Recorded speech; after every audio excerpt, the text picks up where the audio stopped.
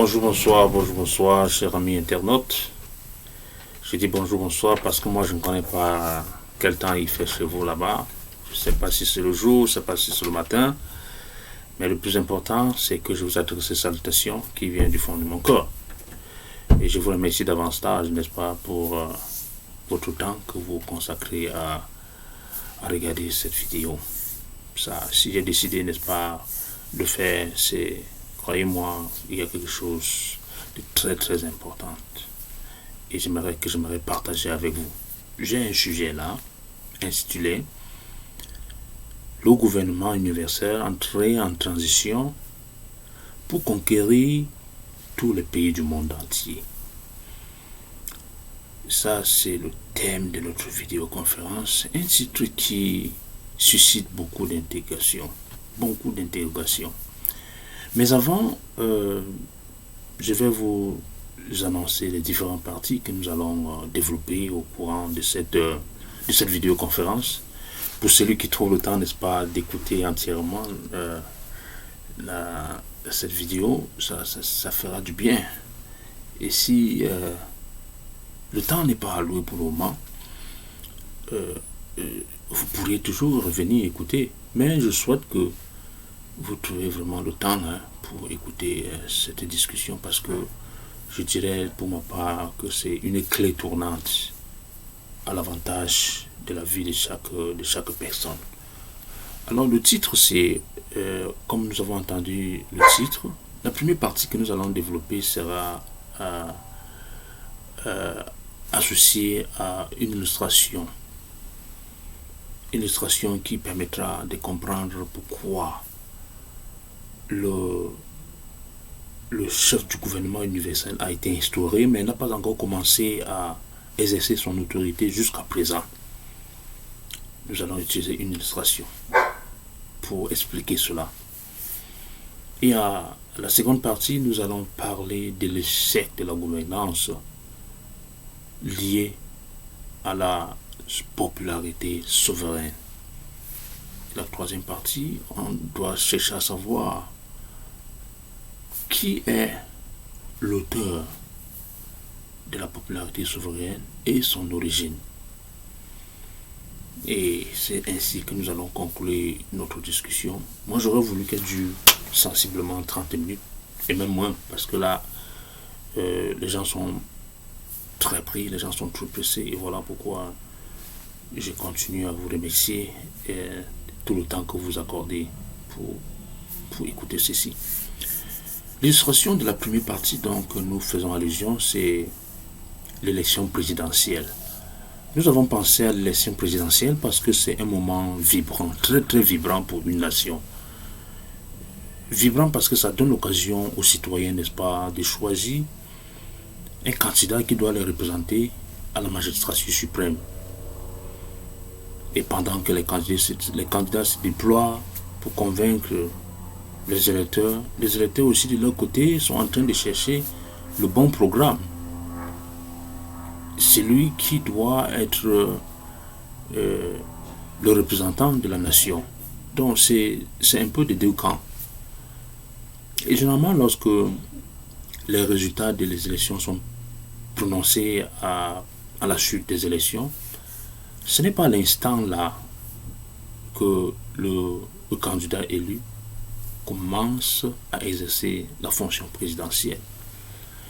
La Constitution accorde une période de temps qui dure peut-être 2 ou 3 mois pour permettre au nouveau président élu, n'est-ce pas, de préparer sa transition. Nous allons beaucoup nous attarder sur la préparation de la transition, parce que c'est ça qui est l'élément qui doit justifier la raison pour laquelle le chef ou le président ou le roi du gouvernement universel a été élu, mais n'a pas encore commencé à exercer son autorité. Donc c'est ça, je vous prie de souligner la préparation de la transition là en double ligne. Et après la transition, le président élu peut à ce moment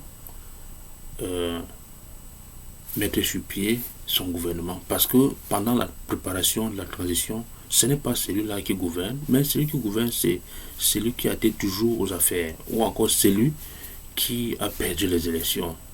Et maintenant, après la transition paisible au nouveau président, à ce moment-là qu'il peut commencer à exercer son pouvoir. Il prend le bâton de commandement, comme on le dit très souvent.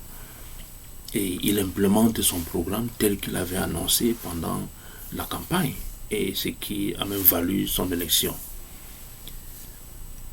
Alors, ce qui a été noté au cours des années, c'est quoi? C'est que quelques années ou bien quelques mois même après que le nouveau président élu a commencé à exercer ses fonctions, on s'est donc rendu compte qu'il y a certaines personnes qui organisent les contestations, les manifestations pour se dresser contre la façon dont le nouveau président élu exerce ses fonctions ou la façon dont il gère le pays.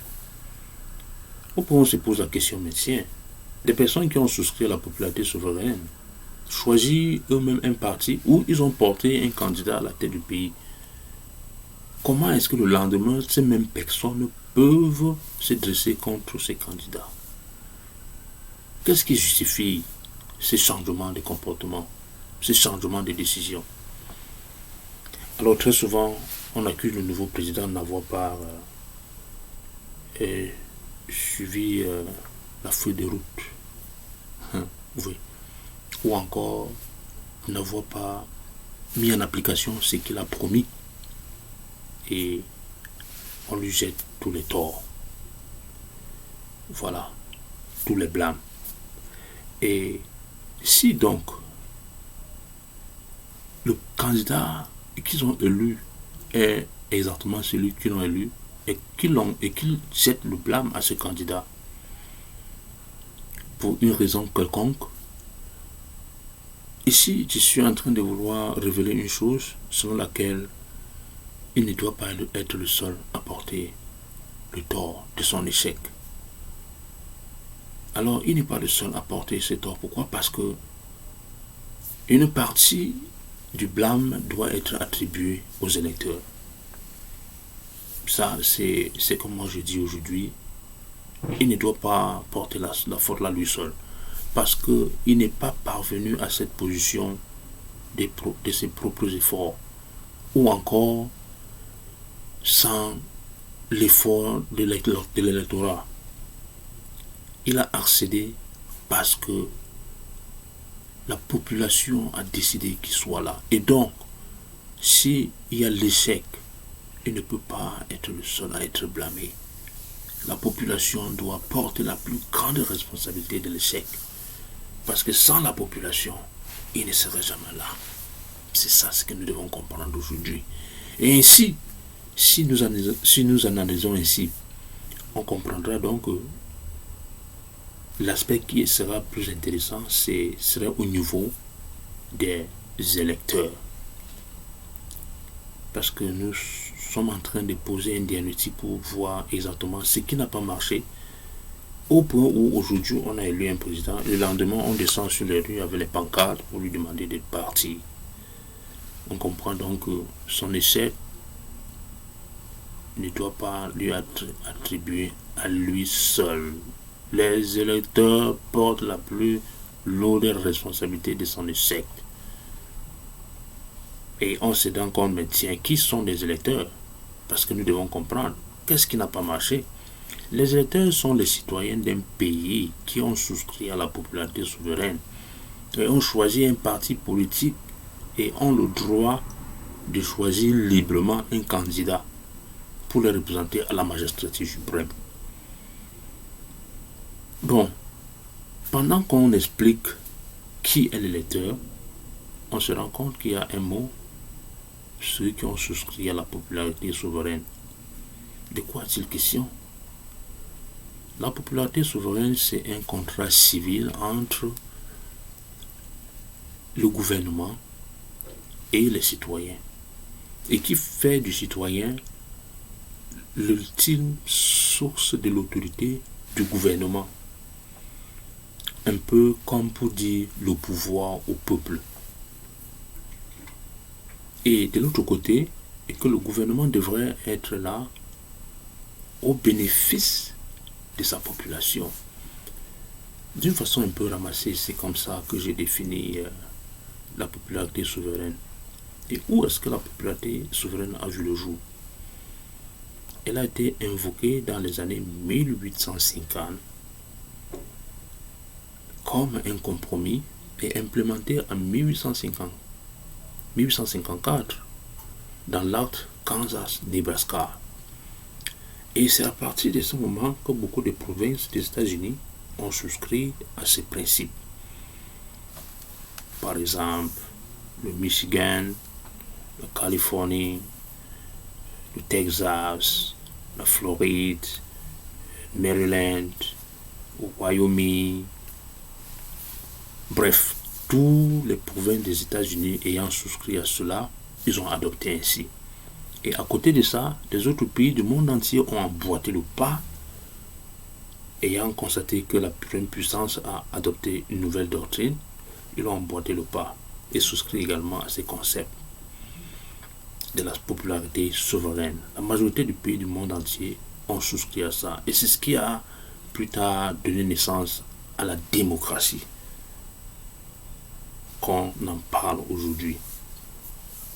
Mais en entendre la définition de la popularité souveraine, on se rend compte que c'était un très bon concept.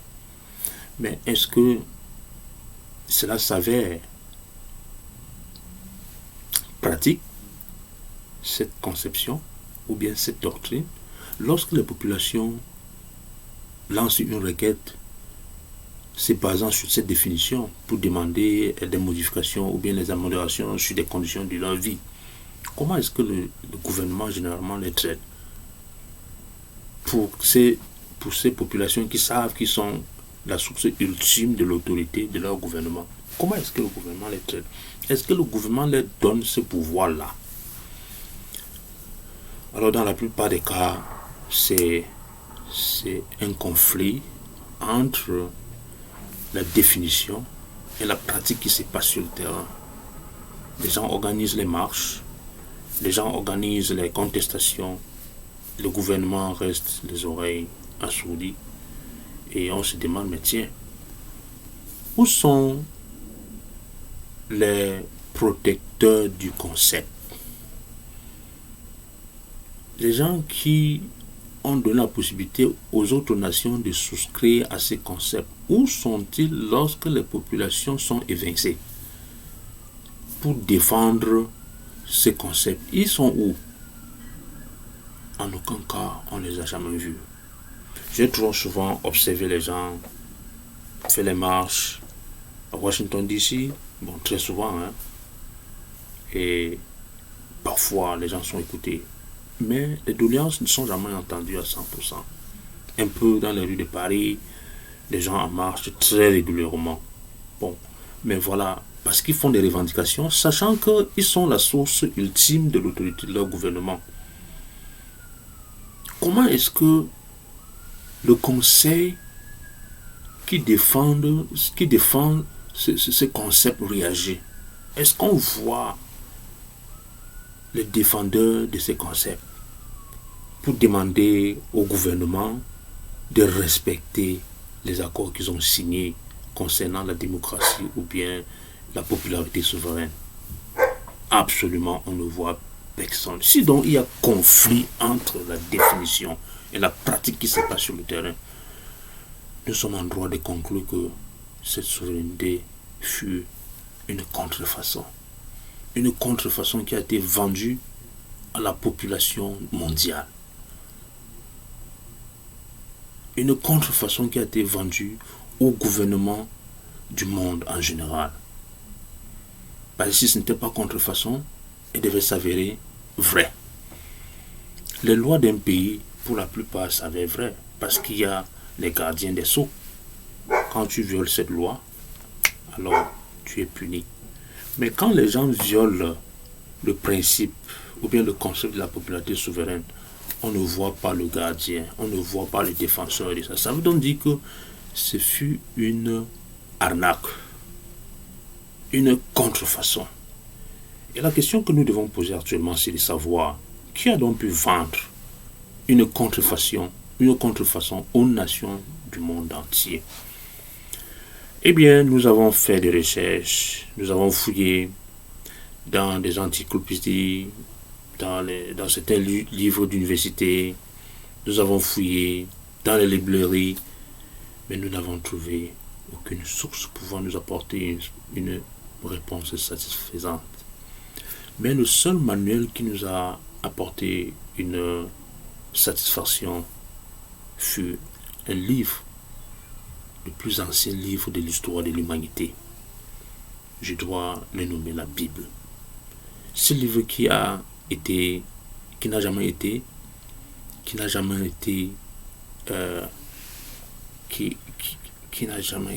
updated, en fait, c'est le livre là. C'est le livre le plus ancien de l'histoire de l'humanité, la Bible. Mais ce que nous avons découvert dans ce livre, c'est vraiment choquant. Au point où je vous supplie de garder une maîtrise de soi et un sang-froid. Parce que ce que nous avons découvert, c'est un peu comme si aujourd'hui on t'apprend ou encore tu découvres celui qui a été à l'origine de la destruction de tes biens. C'est un peu comme si tu découvres un scammer, quelqu'un qui a volé tes biens. Comment est-ce que tu réagis très souvent lorsque tu découvres quelqu'un qui est à l'origine de la fraude? Peut-être c'est ton compte bancaire, ou encore celui qui vient dans ton champ de nuit récolter ton maïs, récolter tes pommes de terre, tes arachides, pour ceux qui sont des femmes comme nous autres. Comment est-ce que tu réagis lorsque tu découvres quelqu'un de ce genre? Est-ce que tu te comportes comme si vous êtes des amis et que tout allait bien et que franchement il n'y a pas de problème? Alors une personne normale devrait prendre des dispositions jusqu'à ce que ce voleur se rende compte que réellement là où il a violé le territoire, il doit être pénalisé. C'est la même chose que nous avons découvert. Le jour que tu découvres ton voleur, tu agis en conséquence pour qu'il te retourne ce qu'il t'a volé, ou encore pour qu'il cesse de continuer à te voler. Alors ce que nous avons découvert, c'est quelqu'un qui n'a pas seulement volé ton argent, volé quelque chose de plus précieux que de l'argent, mais il a volé ta liberté, il a volé ta joie, il a volé ton bien-être, et il a même hypothéqué la possibilité que tu devais avoir à vivre plus longtemps et dans des conditions agréables. Nous allons le découvrir. Dans l'histoire que nous avons parcourue, 6000 années, un peu en arrière, on se rend compte que un ange parfait a désiré de recevoir la gloire, l'honneur, la puissance, tellement au point où la seule chose qu'il pouvait faire, c'était de s'avancer, contester la souveraineté de Dieu et de son droit à régner sur les créatures que lui-même il a créées sur terre. Et à cet effet, il a passé par les manières de questionnement, sachant exactement les recommandations que le Créateur a données à ses créatures. Il a surgi et il a remis cela en question. Je suis certain que pour la plupart d'entre vous, vous avez l'habitude de lire ces récits. On le trouve dans le livre de Genèse chapitre 3, versets 1 à 5. S'il vous plaît, vous allez prendre le temps pour vérifier cette information. Alors, après avoir posé la question de savoir si Dieu a interdit à Ève de ne pas manger le fruit, et lorsque Ève se bat de son mieux pour apporter une réponse satisfaisante, il s'est mis à contester et dit que Si Dieu a dit qu'il ne devrait pas manger cette table, c'est parce que Dieu sait qu'il devrait, en mangeant cette table, devenir comme des dieux. Et qu'il devrait avoir les yeux ouverts, devenir comme des dieux, et qu'il ne devrait jamais mourir en fait. Bon, la chose choquante que nous découvrons ici, c'est quoi? C'est que généralement, lorsque la campagne présidentielle est ouverte, chaque candidat qui a préparé un bon programme et qu'il est convaincu qu'il peut mener les foules à sa chute, il sort, il se présente, il fait sa campagne, il bat sa campagne. Il bat sa campagne constamment et convainc, il démontre. Et c'est ça qui fait en sorte que les populations se mettent à sa suite. Mais dans le cas présent, on se rend compte que cet ange parfait qui convoitait, n'est-ce pas, la souveraineté de Dieu, son créateur, n'a pas pu se présenter personnellement.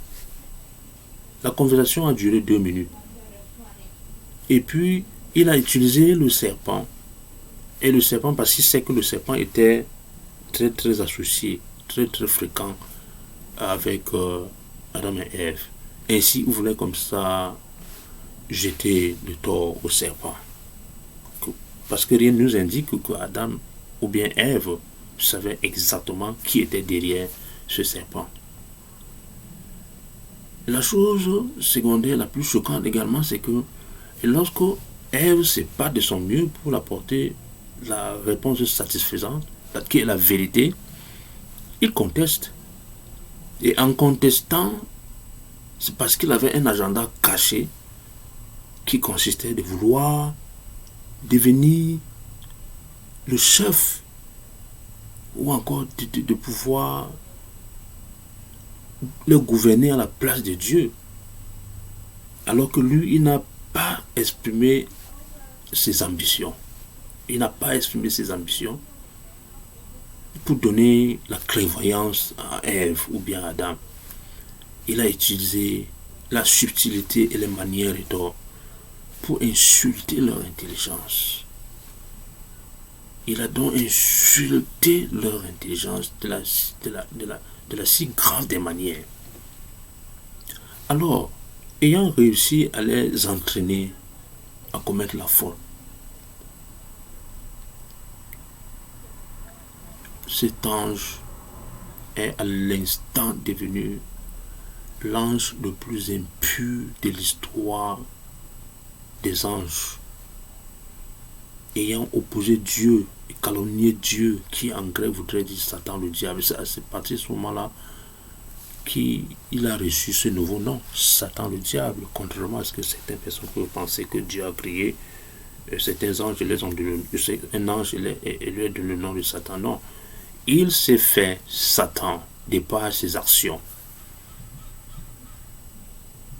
Donc vous comprenez à ce moment qui est l'auteur de la popularité souveraine. Parce que après avoir réussi à induire Adam et Ève en erreur, c'est ainsi qu'il a usurpé la souveraineté de Dieu.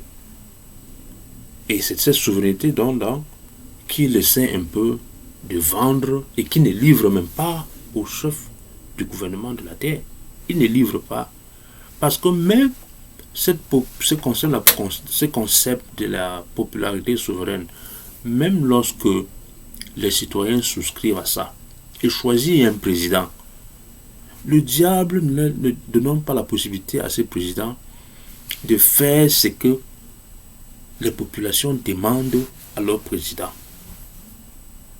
Il ne les a pas livrés, cette souveraineté-là. C'est dans ce sens-là que nous disons que nous avons dit que c'est une contrefaçon. Parce que s'il avait livré, ça veut dire que les présidents ou encore les dirigeants sont à l'écoute de leur population. S'ils ne sont donc pas à l'écoute de leur population, ça veut dire qu'eux ne font pas ni la volonté de leur population, ni leur propre volonté. Ils font la volonté de l'usurpateur, celui-là qui a usurpé la souveraineté dans le jardin d'Éden pour aller vendre la contrefaçon aux autres et rester le souverain usurpé, est resté l'usurpateur de la souveraineté de Dieu. Donc nous comprenons que de la même manière qu'il a adoubé Adam et Ève, c'est ainsi qu'il vend la souveraineté et ne livre pas. Parce que lorsque Adam et Ève sont rendus compte qu'ils étaient en train de vieillir conformément à ce que la Bible a déclaré, ils n'ont plus vu le diable pour les expliquer que, mais tiens, voilà, tu nous as dit qu'on ne devait pas mourir, tu nous as dit ceci, comment pour devenir donc des dieux là, comme tu as dit là. Non, il avait disparu. Oui, dès qu'il a vendu son mensonge, il n'y a pas eu service après-vente. Il disparaît. C'est la même manière lorsque les populations se mettent sur les rues pour faire les revendications aujourd'hui, il n'y a personne pour venir défendre le concept de la popularité souveraine. Parce que le vendeur d'illusions a vendu jusqu'à disparaître. Il n'y a pas de service après-vente. Et c'est ainsi que nous disons qu'il continue à insulter notre intelligence. Tel que ce fut le cas à nos premiers parents. Il a continué et il continue à insulter notre intelligence. Ainsi, après avoir réussi à induire Adam et Ève en erreur, ce diable les a conduits dans des conditions drastiques où il n'y avait pas d'espoir. Il n'y avait plus d'espoir du rétropédalage. Adam et Ève ne pouvaient plus, ils n'étaient plus à mesure, n'est-ce pas, de retrouver les conditions qu'ils ont perdues. Tout ce qu'ils devaient faire, c'était de subir les conséquences, pendant que le diable avait disparu. En fin de compte, le diable a menti à nos premiers parents. Ils sont morts. Ils ne sont pas devenus dieux. Et le concept selon lequel le diable essaie un peu de justifier qu'ils ne sont pas morts continue de faire le grand chemin aujourd'hui, parce que il a réussi à mettre dans la tête de certaines personnes qu'à la mort, les morts ne sont pas morts. Et c'est ça la façon dont il cherche sans cesse à justifier le fait que l'homme n'est pas mort comme il avait déclaré dans le jardin d'Éden. Les morts sont bien morts, ils sont devenus poussière. Ce fut un mensonge. Et méfiez-vous des gens qui vous disent qu'ils ne sont pas morts. C'est l'arnaque. C'est l'arnaque. Quand il les a plongés dans ces conditions, la seule chose à faire, c'était qu'ils meurent. La souffrance, la vieillesse, un tunnel sans retour.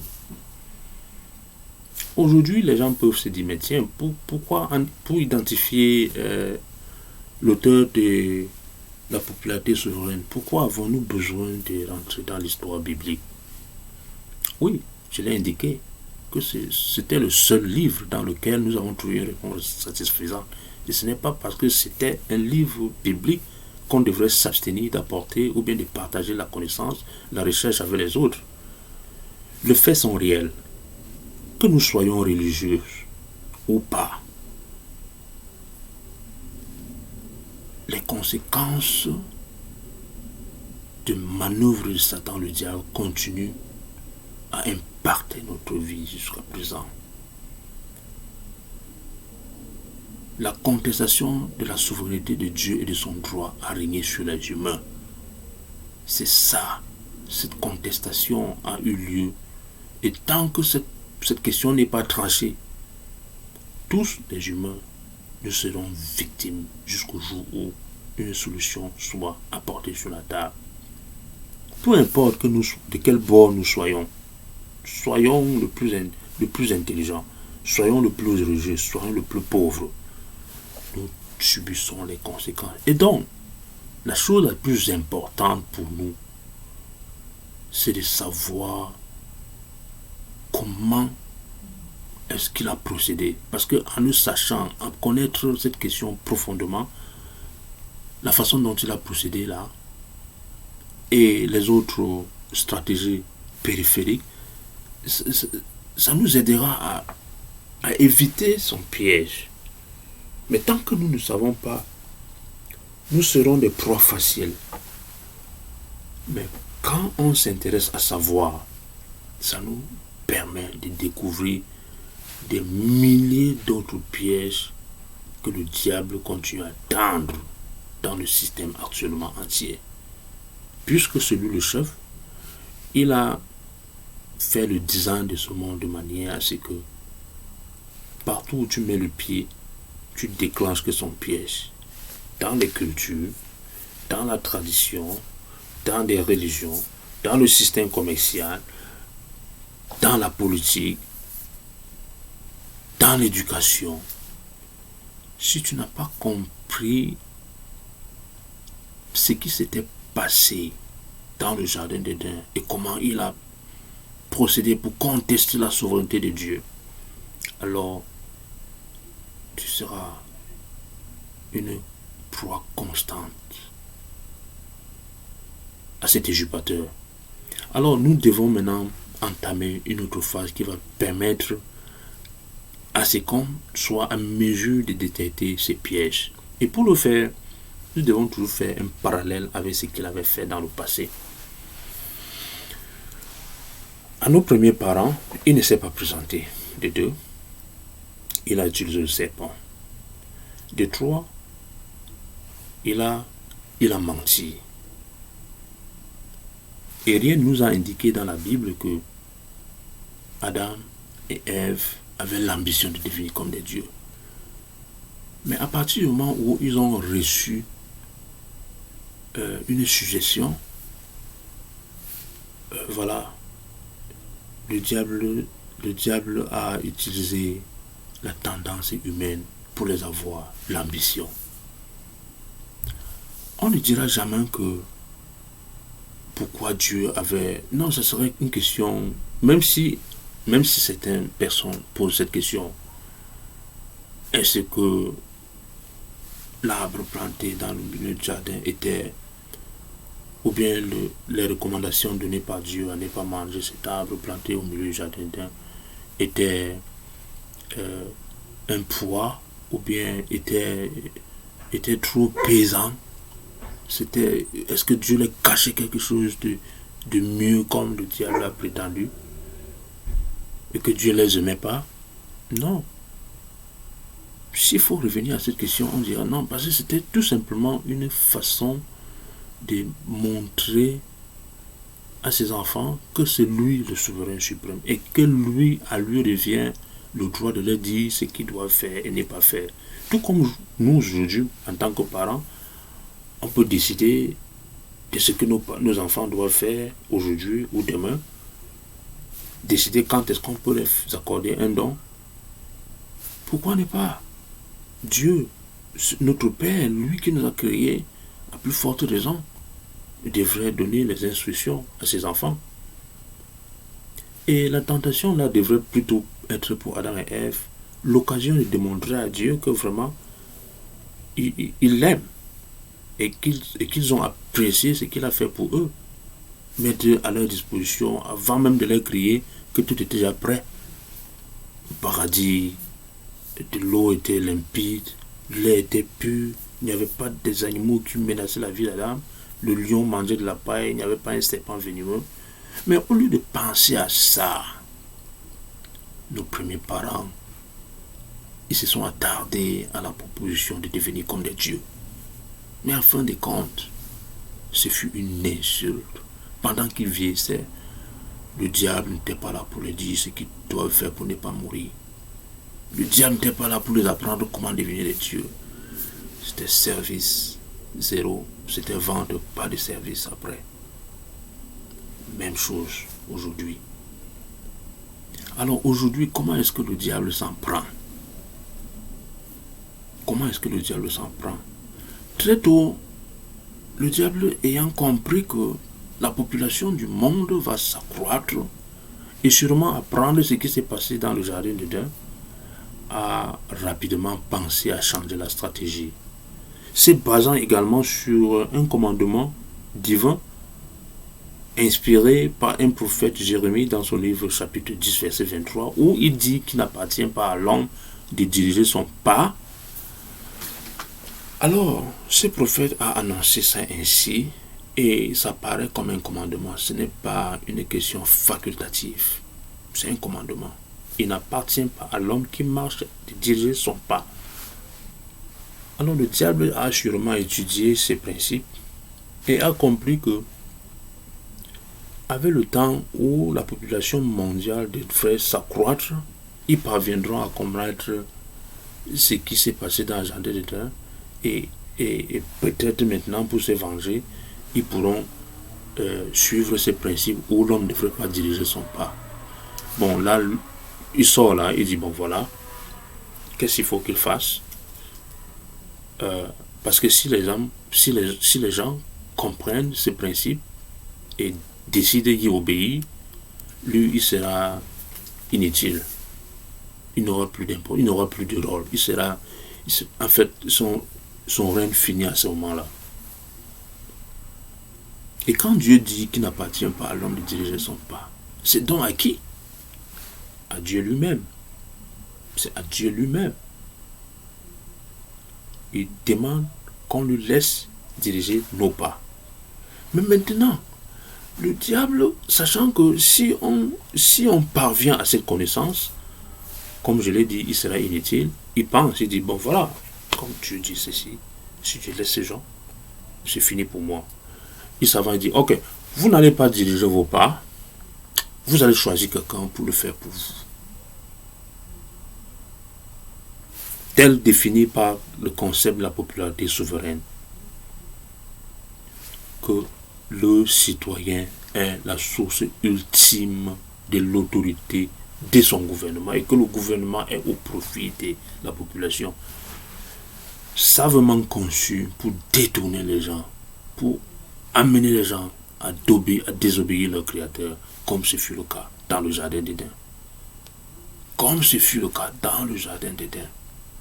Et quand le diable va amener l'homme à s'opposer à Dieu, il lui présente tous les avantages nécessaires. Tous les avantages sont à celui qui voudrait bien qu'il brise la loi de Dieu pour tomber dans sa domination. Parce que là, chaque personne qui souscrit à la popularité souveraine, sans son avis, comme Adam et Ève, ayant mangé le fruit, directement est entré sous la domination satanique. Tous ceux qui tombent dans ce piège entrent dans sa domination sans effort. Il ne fournit pas d'effort. Et c'est comme ça qu'il a utilisé ce concept comme un filet qui a emballé presque tout le monde entier. Il a continué à insulter notre intelligence. Le gouvernement du monde entier composé de personnes hyper intelligentes, des doctorats, des licences, des maîtrises, des baccalauréats. C'est des intellectuels de tous bords, mais que le diable s'est moqué de leur intelligence et les a fait brouter les herbes comme les moutons. De la même façon qu'il a induit nos premiers parents en erreur, aujourd'hui, ça c'est le coup fatal parce que la majorité ont souscrit et la majorité c'est-à-dire la conversation de la majorité consiste à débattre sur les affaires politiques. Comment améliorer la condition? Comment améliorer les conditions des paysans? Alors, chaque personne qui souscrit à ce concept, alors glisse entièrement sous la coupe, sous la domination satanique. Et le diable n'a pas besoin que vous vous rendiez compte que vous êtes dans sa domination ou pas. Quand vous opposez à ces principes divins, qu'on retrouve en Jérémie chapitre 10, verset 23, et particulièrement quelqu'un qui s'engage à diriger les pas des autres, celui-là est pire que le reste parce que chaque personne qui s'engage à diriger aussi les pas des autres, tout en s'opposant à ces principes, devient nécessairement le serviteur du diable. Parce que le diable doit se servir de lui, comme il s'était servi du serpent dans le jardin d'Éden pour s'adresser à Adam et Ève. Donc, celui qui s'engage à diriger les pas des autres, ou bien diriger le pays, en dirigeant le pays, est comme un pont. Donc, le diable doit utiliser pour opprimer la majorité de la population. Parce que celui-là, il s'est opposé aux recommandations de Dieu et s'est rendu volontairement au service du diable. Même très souvent, s'il ne le connaît pas, c'est là où est la fin. Il est un pont, comme le serpent fut le pont. Donc, ils sont un peu assimilés au serpent moderne. Des agents sur lesquels le diable s'appuie pour atteindre la masse critique. Et donc, nous devons beaucoup faire attention à la stratégie satanique. Lui, il est l'usurpateur principal, ayant usurpé la souveraineté divine et ayant maintenant vendu une contrefaçon de la souveraineté aux humains. Parce que même quand les chefs d'État sont nommés, ils ne leur donnent pas la liberté d'agir à leur gré et à l'avantage de leur population. Et donc, même si un individu, voyant que la population adresse les doléances et que son chef du gouvernement ou bien son chef du gouvernement ne réagit pas et s'engage à s'opposer à celui-là, donc s'engage à s'opposer à l'opposant de l'autorité suprême ou bien de la souveraineté authentique. Pensez-vous qu'il pourra apporter des améliorations? C'est de la distraction. Parce que si,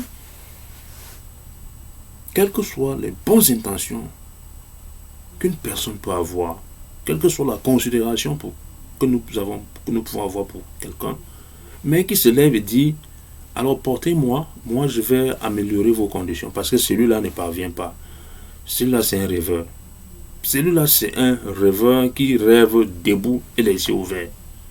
Parce qu'il n'y a pas d'amélioration possible à apporter dans le système où le diable est chef. Il n'y a pas d'amélioration possible. Vous pouvez même le porter. Lui, il va avec de très bonnes intentions, un bon programme, bien ficelé, mais quand il entre dans le palais présidentiel, il va ressortir avec les idées de maître. Et qui est le maître? C'est l'usurpateur principal.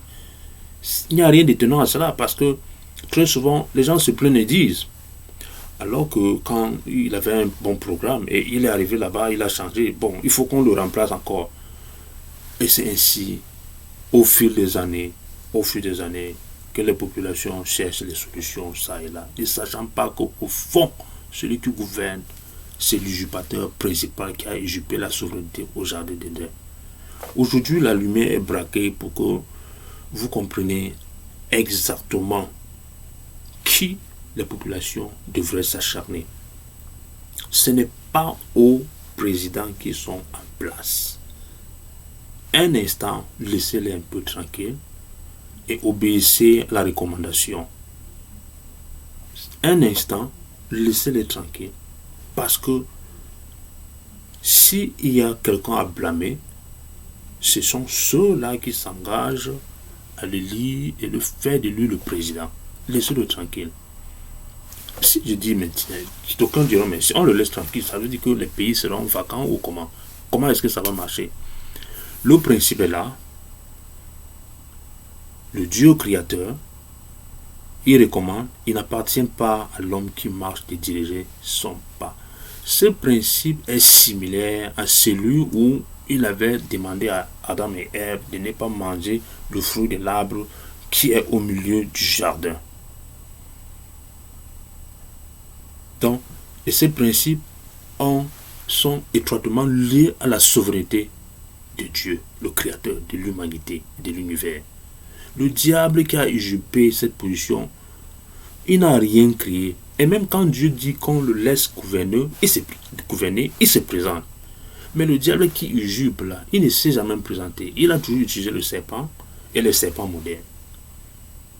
Et les personnes qui se sont offertes volontairement pour le servir. Quand vous regardez les situations des pays du monde entier, et regardez un peu la façon dont les humains sont gérés partout sur la terre, vous pensez que ce sont ces personnes qui prennent les décisions? Organiser les meurtres, maintenir les guerres civiles, maintenir la pauvreté, organiser la corruption, maintenir la famine dans le pays. Non, ce n'est pas eux qui gouvernent. Le but de Satan, c'est vous appauvrir, vous soumettre dans son adoration et vous détruire.